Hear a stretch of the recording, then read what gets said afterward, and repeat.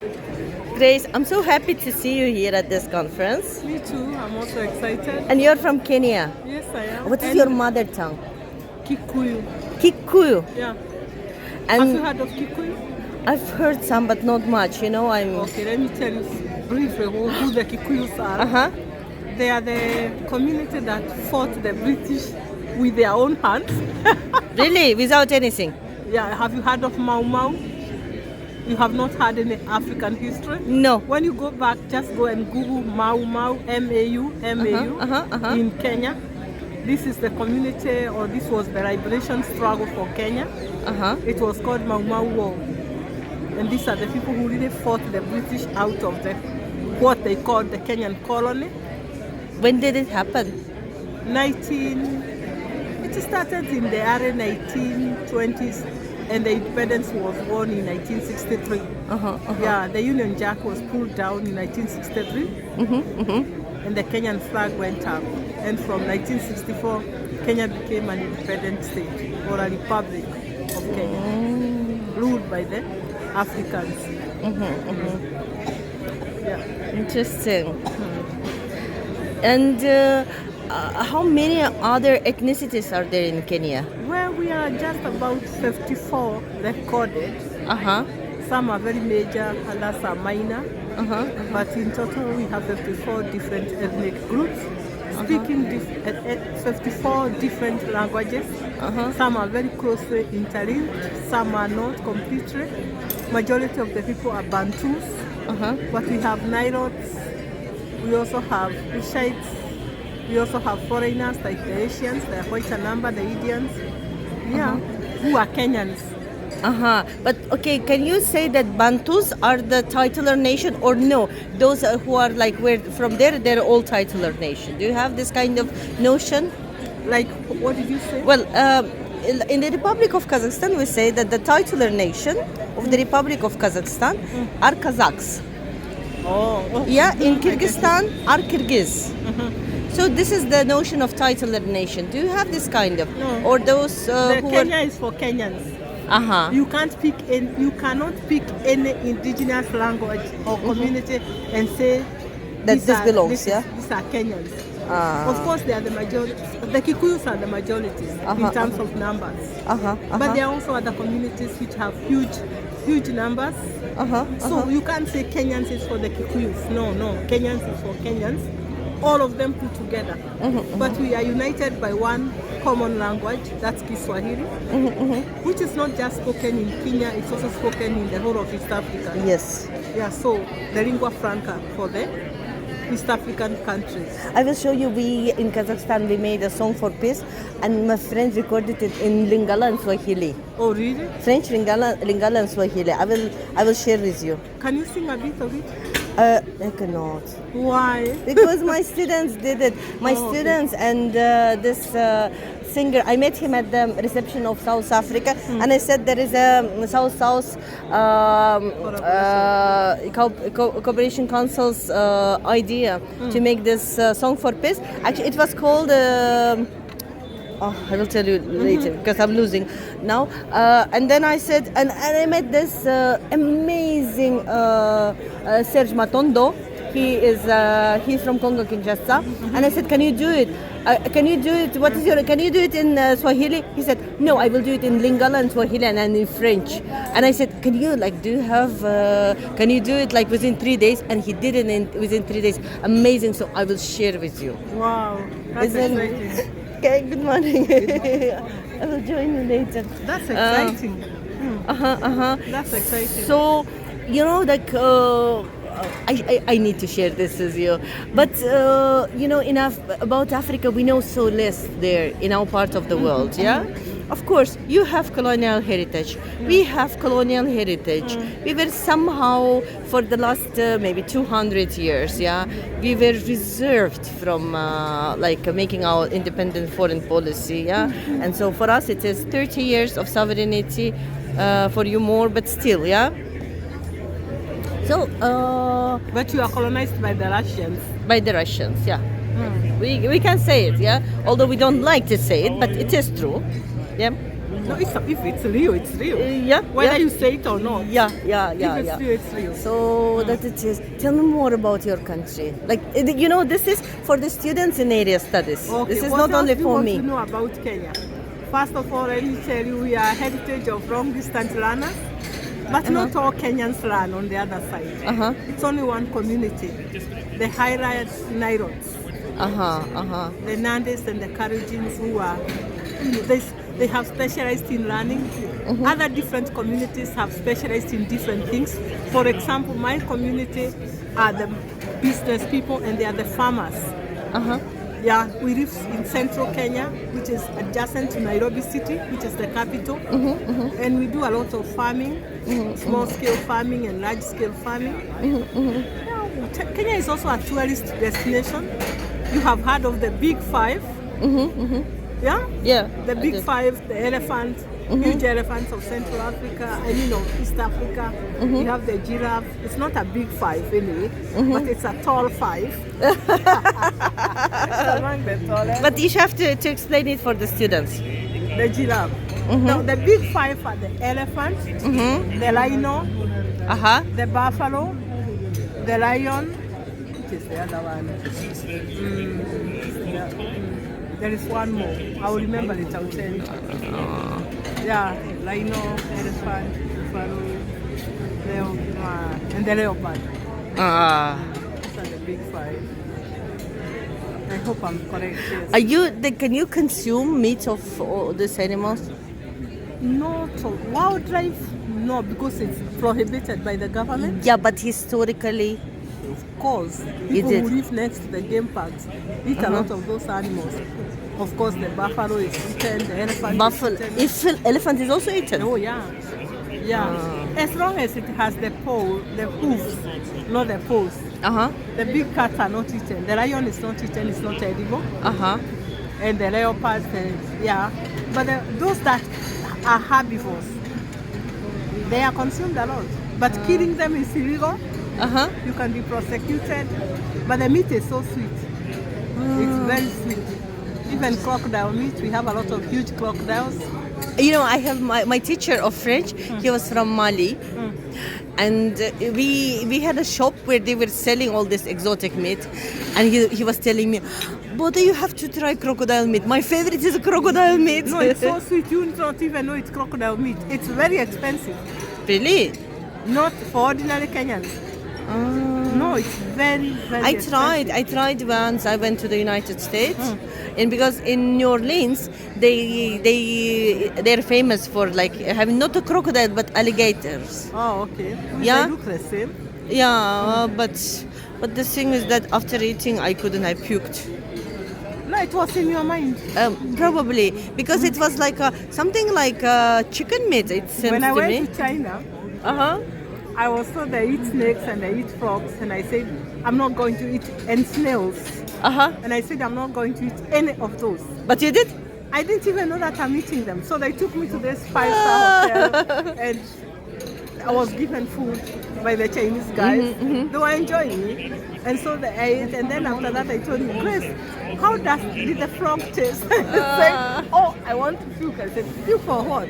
No. With this alligator meat, it was not this case that I was like disgusted. No, I ate it.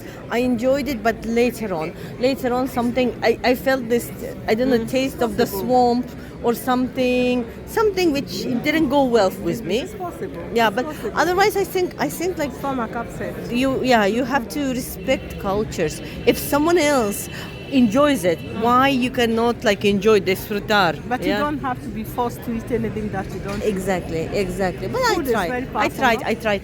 But Grace, also you are a specialist in gender studies. Yes. So how is the case with the gender? Okay, well, what do we study in gender? It's about power dynamics between men and women. And how the interrelationships actually affect human development.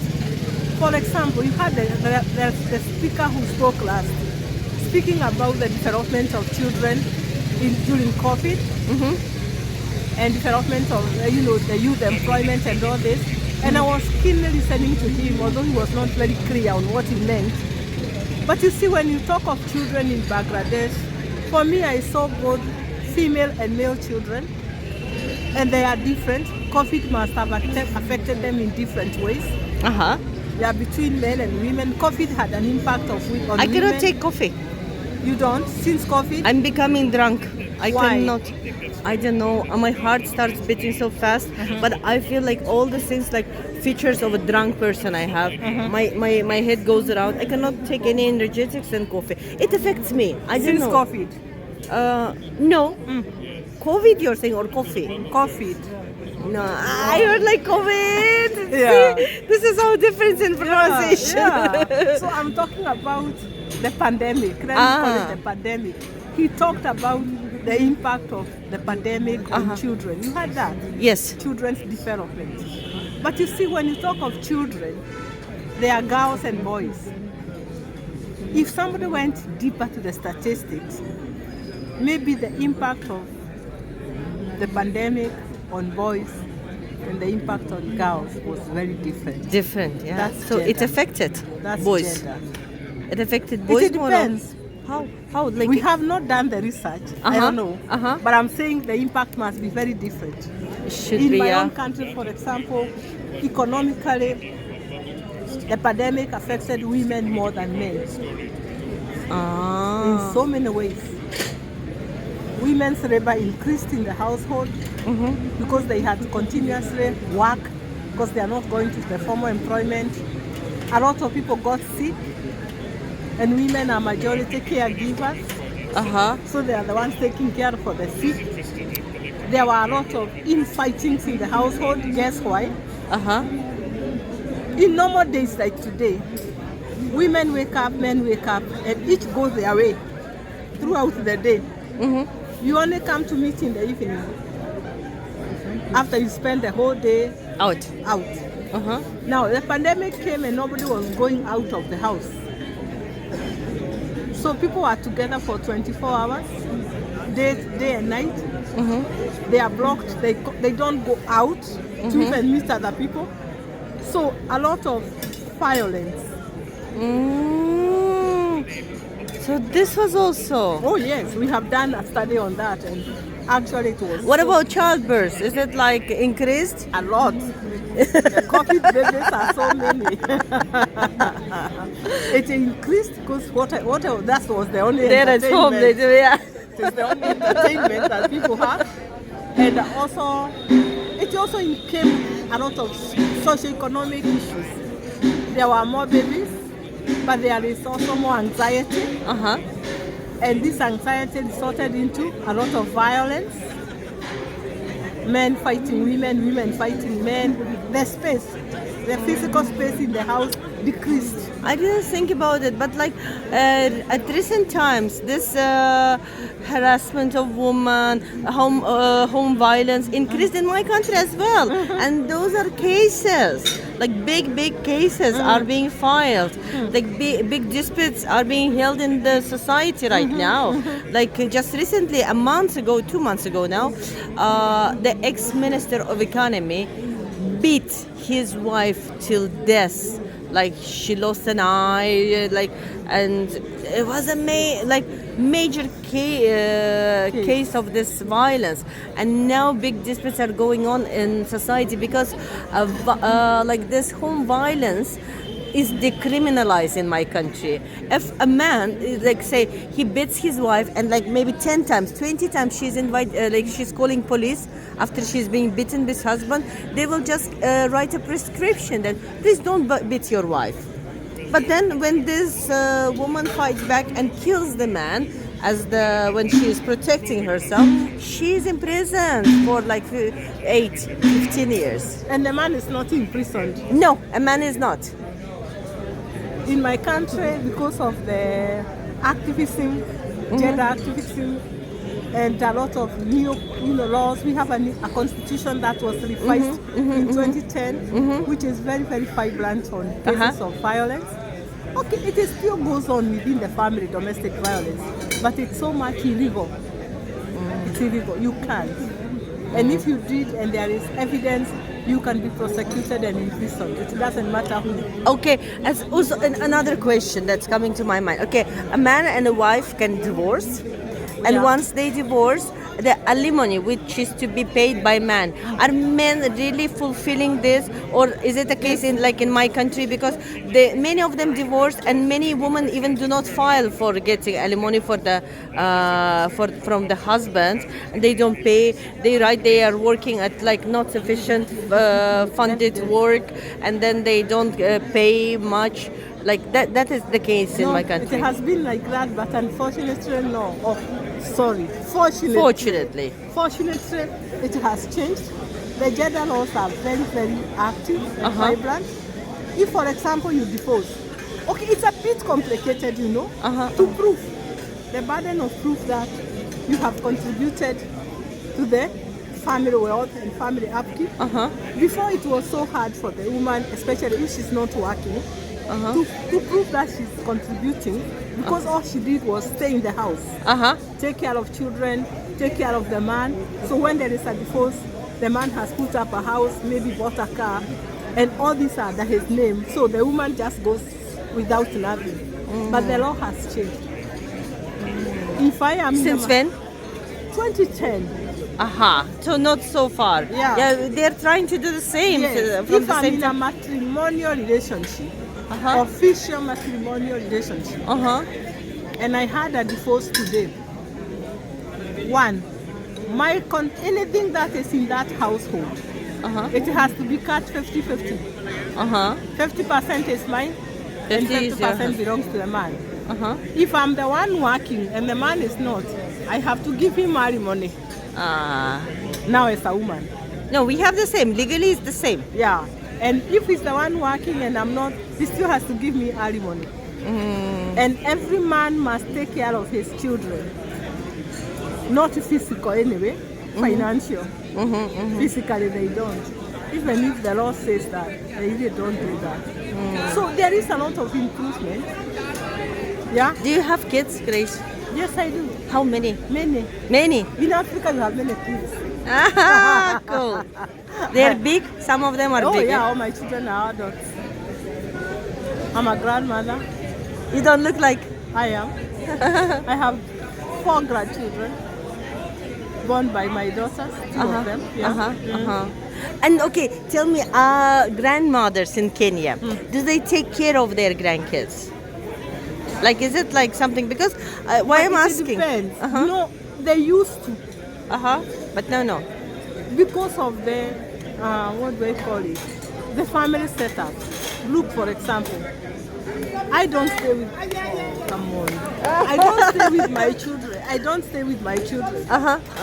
Yes, you don't stay And with I them. work. So I wouldn't take care. But if I'm in the rural areas and I'm maybe there, I would take care for them. But because I was taken care of by my grandparents. I grew up in, and my grandmoms. My mom was studying, and so I was 11 months. They gave me, and my grandmom had milk for me, and until I was 4 years old, she was breastfeeding me also.